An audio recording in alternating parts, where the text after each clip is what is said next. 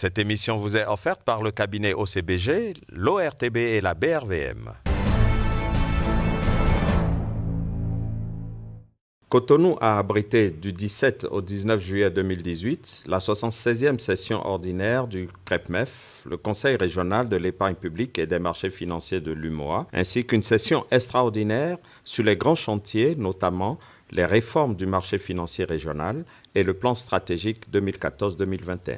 En marge de ces rencontres, le Conseil régional a aussi organisé la 3e édition des journées d'information et de sensibilisation dédiées au grand public et particulièrement aux étudiants. Monsieur Mamadou Ndiaye, président du Conseil régional, nous présente le bilan de la mission de son institution au Bénin.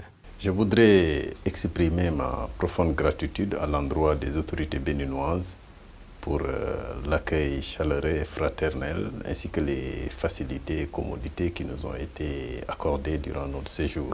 Et je voudrais également profiter de cette opportunité pour remercier chaleureusement le président de la République, son Excellence Patrice Talon, le ministre d'État, ministre du Plan et du Développement, M. Abdoulaye Biotchane, qui, je le rappelle, a été l'un des acteurs qui ont beaucoup contribué à la mise en place de ce marché à ses débuts, il y a de cela plus d'une vingtaine d'années, mais également le ministre de l'économie et des finances, M. Rumi Al-Wadani, qui, je le rappelle, donc, a pris les rênes du Conseil des ministres de l'Union.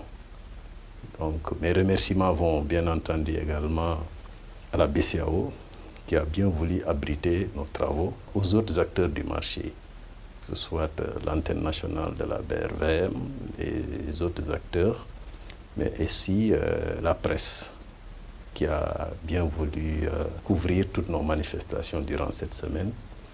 Nous n'oublions pas, bien entendu, les représentants des écoles de commerce et des universités.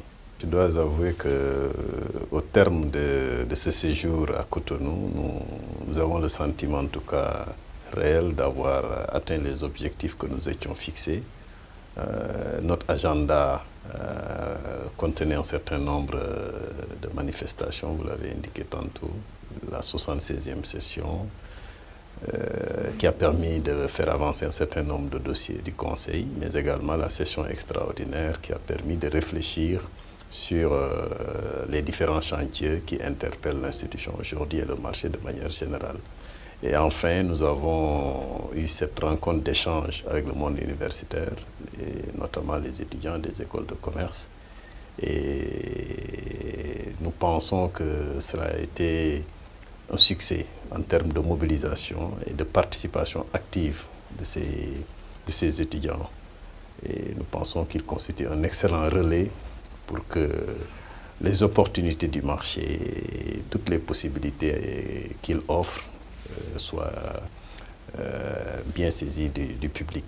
C'est un sentiment de satisfaction totale que nous enregistrons aujourd'hui. Je voudrais donc, au nom du Collège des membres, remercier tous ces partenaires et les autorités pour le soutien sans faille dont nous avons bénéficié durant notre séjour. Nous repartons à Abidjan très satisfaits. L'organisme néerlandais de financement du développement FMO va recevoir du Fonds européen pour le développement durable de l'Union européenne près de 75 millions d'euros de financement pour garantir des prêts aux jeunes entrepreneurs africains, aux femmes et aux migrants.